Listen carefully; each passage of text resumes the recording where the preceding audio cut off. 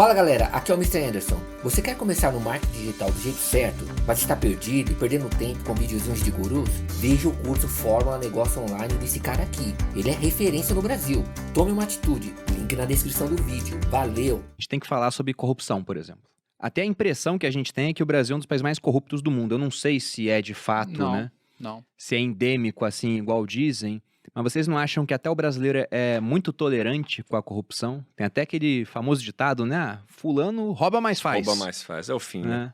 Eu vou ser um pouco polêmico aqui, Bruno. Beleza? Por favor, corte pimentar podcast. Não, mas você não tá sendo nada polêmico até agora, pô. Porque eu não sou político, eu posso falar o que eu bem entender que corrupção existe, claro, é um problema. Eu diria que, pelo que eu converso com pessoas de outros países, rankings rankings internacionais, a gente está na média.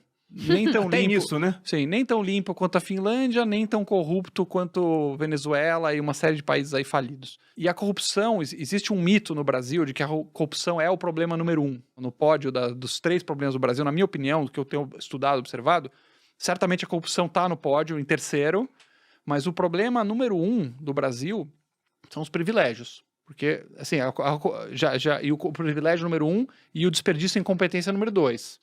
Já vi aquela frase, a corrupção leva os 2, 3% lá. A incompetência leva os 100%. O nível de gasto que tem com altas pensões, com penduricalhos, com precatório de pessoal entrando no judiciário, conseguindo uma boquinha, uma verbinha daqui, e cabide de emprego de gente... Eu estava conversando com o pessoal do Ministério da Economia, eles têm um gasto... É que eu vejo isso também como corrupção, eu acho. Não, mas calma, vamos separar. Por exemplo, o pessoal do Ministério da Economia me passou um número, tem 8 milhões de reais por mês... Alguma coisa assim, o governo federal gasta 8 milhões de reais por mês com ascensoristas, que não tem função mais. Que é o cara do elevador. É o cara do... Ninguém nem sabe, mas ascensorista, sabe o que é isso? É o cara que sobe e É o desce cara você que no acerta elevador. botão. Qual andar seu vai, senhor? Ah, vou no segundo. Existem Gente, carreiras que são não tem nem obsoletas. mais botão no elevador. Não Aqui tem nem no botão. do escritório não tem. Então é 8 milhões de ascensorista, mais um tanto de datilógrafo, mais operador de telex, que você legalmente você não pode mudar a função do cara. Então você não pode demitir porque tem estabilidade. Você não pode mudar a função do cara, você não tem onde colocar o cara, ele fica em casa recebendo para ficar em casa. Isso não é corrupção, isso está na lei. O juiz que consegue auxílio disso, abono daquilo, não sei o quê, e ganha 100 mil reais por mês, o juiz que ganha o triplo do teto constitucional, não é corrupção. É tudo legalizado, brechas e privilégios. São jeitinhos, como eu mencionei, é a gangue trabalhando para a gangue. E se esse cara faz algo de errado, ele é aposentado compulsoriamente. Como, por exemplo, aquela juíza no Pará, que deixou a menina... um mês lá na cadeia com homens, estuprada diariamente, ela teve a terrível punição de ser aposentada compulsoriamente. Então ela vai ficar em casa recebendo salário pago por nós. Temos esperança, porque na reforma administrativa agora a gente aprovou na comissão acabar com a aposentadoria compulsória como forma de punição. Golaço. Tomara que isso passe e Você vá acha até o que final. vai passar? Cara, eu acho que vai. Passou na comissão, tudo passou na comissão. Acabar com a aposentadoria como punição. Fim de férias maiores que 30 dias. Quem porque... pensou nisso de aposentadoria como punição? Que desgraça! Ih, Não sei. faltou luz aí ou tá normal? Rapaz, falou em fim de aposentadoria como O negócio punição, ficou o tenso. Ministério Público cortaram a luz. Golaço isso aí. Então isso passou, eu acho que isso vai. Então é fim de aposentadoria como punição, fim de férias maiores que 30 dias, porque tinha cabra que tinha férias de 60, 90 dias, a avaliação de desempenho periódica séria para poder premiar os bons servidores e punir, por exemplo, demitir os maus servidores. Alguma coisa tem esperança, né, Lê? Excelente. A reforma administrativa é um grande ponto de esperança. Mas todas essas coisas que eu listei não é corrupção. A inoperância do setor público. Imagina, o meu sócio, Renato... Eu acho que isso ainda é pior que corrupção, porque isso é legal, né? A corrupção, o cara tá fazendo algo de errado, ele pode ser punido. Aí não, tá tudo É lá. a gangue, é a quadrilha. E tem muitos órgãos de controle. Então, o Renato Feder, meu sócio, na Multilaser, ele saiu da linha empresarial e se tornou secretário de Educação no Paraná. É um cara muito idealista, queria trabalhar pelas crianças do Paraná. E ele foi para o governo, está lá com 1 milhão de alunos fazendo um trabalho excepcional, já subiu bastante o Paraná no ranking de educação, um cara top. E ele reporta como é difícil fazer as coisas no poder público, que não é culpa desse ou daquele, mas precisa reformar tal escola. Aí licitação, e há 6 meses vai para a Advocacia Geral, vai para o Ministério Público, vai para o Tribunal de Contas, não sei o quê. Anos. Imagina, uma coisa que uma escola... Eu fui presidente de escola, como mencionei. Era um WhatsApp de 10 minutos. Precisa reformar o banheiro. Recebia lá, tá, beleza. Quanto tá? 50 mil, beleza, ok. Como eu estava controlando a escola e cuidando, você resolve na hora. No setor público, pelas regras de funcionamento, as travas, as burocracias. Então, é praticamente impossível fazer qualquer coisa sair no setor público num prazo razoável. Não acontece. E por mais que muitos servidores estejam heroicamente lá lutando para fazer sair, e o que acontece é o contrário. Se o servidor infringir qualquer uma das milhares de regras e minúcias, Sobra ele vai pra ser ele. processado na pessoa física. Então você fala às vezes, pô, Não, o o cara... Bruno foi militar, né? Então o Bruno sabe disso também. Eu vou fazer uns comentários Ah, depois.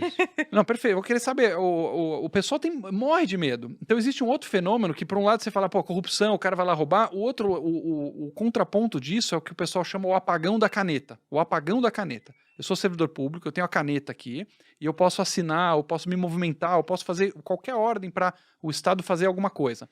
E eu tenho pavor de fazer qualquer coisa, porque qualquer minúcia que você fizer errado, tudo que você fizer de certo, ninguém vai estar nem aí, porque não tem premiação, não tem bônus, você vai ser promovido igual todo mundo por tempo de casa, então você não tem incentivo, e se você fizer 1 milímetro errado, você toma um processo na física e perde seus bens. Pensa num secretário de Estado, né? Só não para faz nada. um exemplo claro. Secretário de Estado de Minas Gerais, né? O Estado está indo bem, governador Zema, né? Dando exemplo, cortando. O cara ganha R$7 mil. Secretário de Estado de Minas Gerais ganha R$7 mil. Como é que você vai atrair um cara da iniciativa privada, um cara bom, um cara que vai tomar risco, para assinar um monte de despesa, ser ordenador de despesa, com o MP na cola dele e às vezes até ideológico? Rapaz, o cara responde, pode fazer tudo certo, vai responder processo o resto da vida dele. E aí, o que acontece? Quem que é o MP? O MP Ministério Público. é o Ministério Público. É o que vai para cima do prefeito, dos secretários. Quem que vai cortar os privilégios do MP na reforma administrativa? Os deputados. O que acontece? O MP vai para cima dos deputados, chantagem, e os caras, na hora de votar, fogem e não vão para cima do MP, porque vai para cima do prefeito amigo dele, prefeito filho dele, prefeito pai, e aí os caras ficam se protegendo. É o mesmo rolo lá da que a gente falou que o Senado está na mão do STF, STF na mão do Senado, essa turma está na mão do MP. Na votação na comissão, Bruno, toda a base governista fugiu da comissão. O Novo tinha, você viu isso, né, Lê? O Novo tinha uma cadeira. A gente tinha uma, somos em 8 deputados. Começou a vagar as cadeiras, porque os caras não queriam votar, estavam com medo de enfrentar a administração pública. Aí o Novo foi pegando as cadeiras. Ficamos com 7 deputados na comissão, porque a gente, né, quem não deve não teme, a gente não deve nada, a gente foi pra cima e a gente conseguiu passar tudo isso. Eu nem diria quem não deve não teme, porque, por exemplo, a gente tem aquela teoria do etiquetamento social na parte jurídica, né? Então você vai e enfrenta. O Ministério Público é até um quarto poder, a gente pode dizer assim, né? Porque ele fiscaliza. Ele é totalmente autônomo. Você vai lá, enfrenta e sofre um processo. É só um processo, estão averiguando as coisas. Mas para muita gente, ó, tem um processo, tem algo aí. Então, esse cara, ele tem a perder no final das contas. E sobre essa questão dos incentivos no setor público, eu era militar, eu fui primeiro da minha turma de academia na minha especialidade de artilharia. Eu fiz a AMAN em 2010. E no Exército, você tem exatamente isso. Você pode trabalhar muito e você vai ganhar igual o cara que trabalha quase nada e às vezes está em casa porque ele conseguiu forjar um problema de saúde muitas vezes, ele vai estar ganhando igual. E dentro disso, vamos imaginar que tem o cara que ele realmente quer trabalhar, ele quer fazer as coisas. Só que ele vai enfrentar uma série de burocracias para isso e muitas vezes, no afã de querer fazer as coisas, ele pode acabar fazendo algo errado. Ele vai ser responsabilizado depois. Mas o que eu penso nessa questão do gasto público também é uma outra ideia do Milton Friedman, que ele falava sobre as 4 formas de gastar dinheiro. E se enquadra nisso, do uso do recurso público. Que é uma pessoa gastando dinheiro que ela ganha com ela mesma, então como o dinheiro é dela e ela que vai usar o que ela está gastando no final, ela se preocupa muito, tanto com custo quanto com benefício. Tem a pessoa que ela vai pegar o dinheiro que ela ganha para gastar com os outros, ela tende a se preocupar, né? Lógico que há exceções, mais com custo do que com benefício, ainda mais se os outros forem pessoas que ela nem conhece.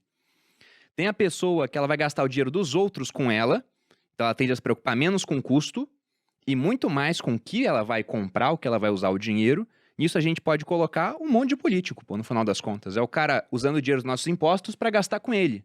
Aí o pessoal defende o SUS, hashtag defenda o SUS, enquanto tem um plano de saúde vitalício, lá em Brasília. E por último, você tem a pessoa que ela vai gastar o dinheiro dos outros para os outros, que é o político gastando com a escola pública, por exemplo.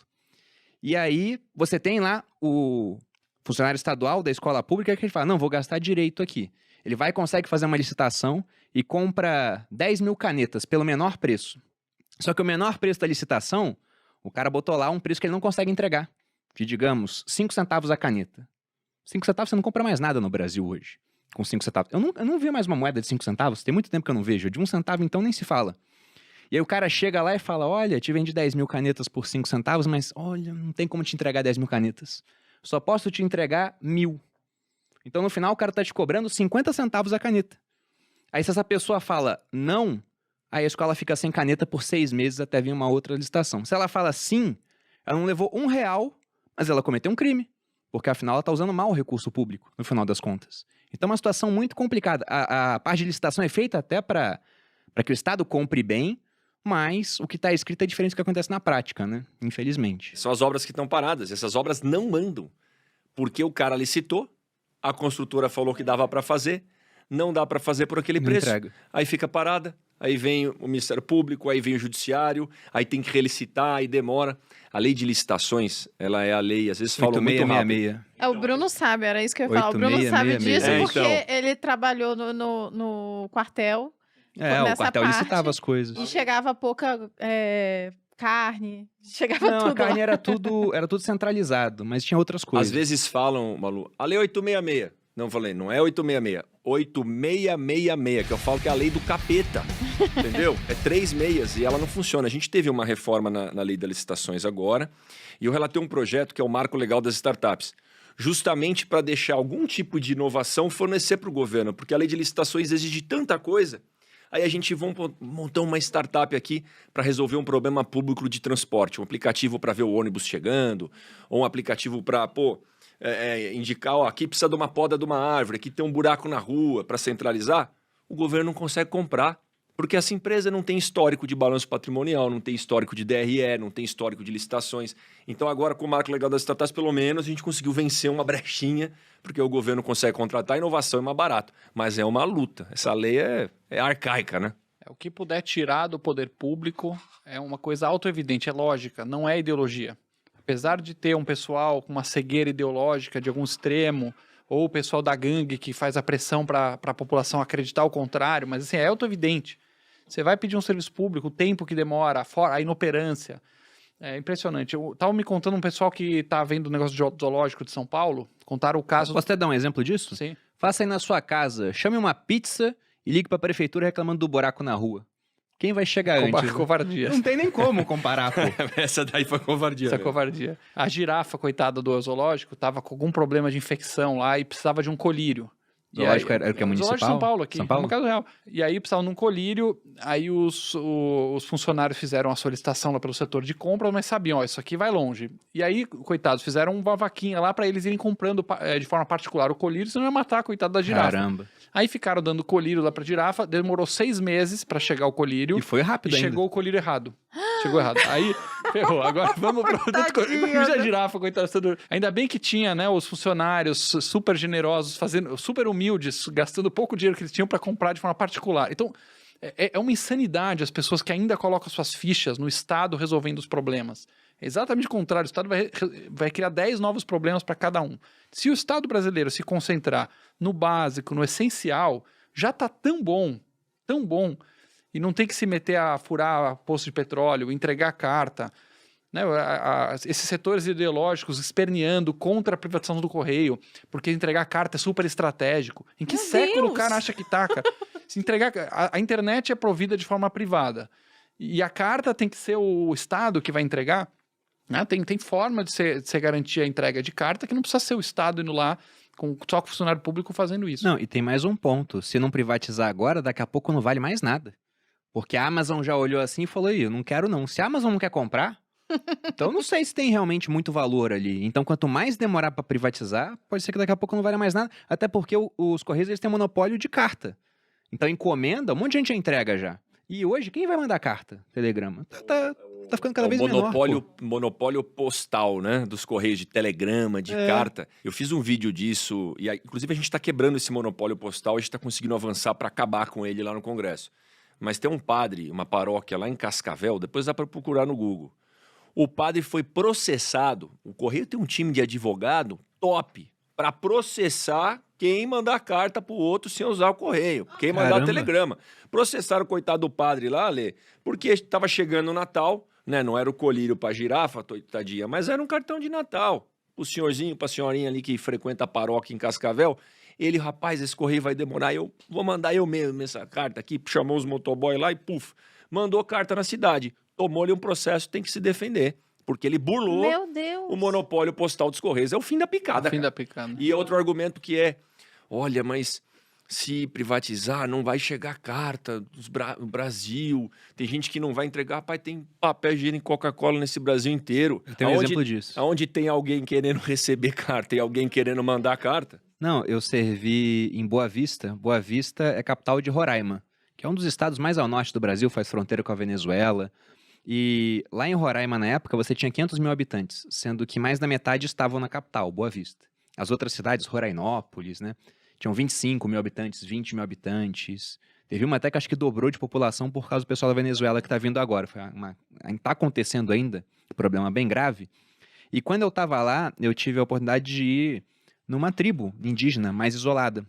Então você não tinha uma estrada, pegava a estrada, uma hora virava estrada de barro, daqui a pouco passava uma ponte muito precária, então já não ia mais uma viatura pesada. Me deram instruções, não, chega lá, você aceita o que vão te oferecer, porque pode ser falta de educação, interpretado assim. Aí eu cheguei lá, pensando, bom, vão me oferecer um caxiri, que é uma cerveja, um tipo de cerveja, um fermentado de mandioca, e, não sei, talvez uma tapioca, alguma coisa assim. Chegou lá, o chefe, ele fritou um pastel e me deu um copo de Coca-Cola. Então, quer dizer, numa tribo isolada, você tem óleo de soja chegando, açúcar, a gente, inclusive, levou esse tipo de coisa pra lá, né? Também levou médico, dentista, arrancou mais de 100 dentes, de menos de 100 pessoas, porque tem óleo, tem açúcar e não chega a pasta de dente igual. Mas você tinha Coca-Cola chegando. Então, se há uma demanda de mercado, alguém vai prover esse tipo de serviço. Não vai ser imediatamente, lógico, mas tende a acontecer. Se regularizar, né? Pois é. Mas essa questão até é uma que há muito debate sobre isso, há prós e contras. Todos nós aqui temos uma visão que a gente viu que é a favor de menos Estado nessa parte. Mas voltando à parte da corrupção, vocês não acham também que aqui há muita impunidade e isso colabora até para a manutenção de maus políticos no poder? Como é que a gente pode resolver esse tipo de coisa? Certamente a gente vê um mau exemplo de cima. Preso no Brasil tende a ser pobre, geralmente negro, condenações do STF definitivas, desconheço. O que teve de condenação nos últimos 30 anos? Que voltou atrás depois, Raríssimo. não tem. Se o cara tiver O cara tá na dinheiro e influência, não vai preso no Brasil, né? Que é a tal da pauta lá que a gente luta, por exemplo, da prisão após a condenação e segunda instância. Então, o cara, condenado em primeira instância, aí recurso, só aí já fica um monte, né? Mas o cara entra com recurso, porque tem advogado, tem poder, tem influência. Segunda instância, né? Uma outra instância de poder. Desembargador. Pô, preso também, tá condenado. Ele pode entrar com outro recurso. E enquanto é julgado esse outro recurso, ele não fica preso. Isso não acontece praticamente em lugar nenhum no mundo. Se você pegar a França ainda que tem um histórico diferente do nosso aqui, ou diferente dos Estados Unidos, né, em termos liberais. Cara, nos Estados Unidos você está preso em primeira instância. Nem na França e nem em outro lugar do mundo. Então aqui o cara tem dinheiro e tem poder, o cara não vai para cadeia, né? O crime compensa. A relação risco-retorno, o cara, a hora que vai medir, fala, ih, rapaz, pode tocar o pau aí que você não vai ser preso nunca.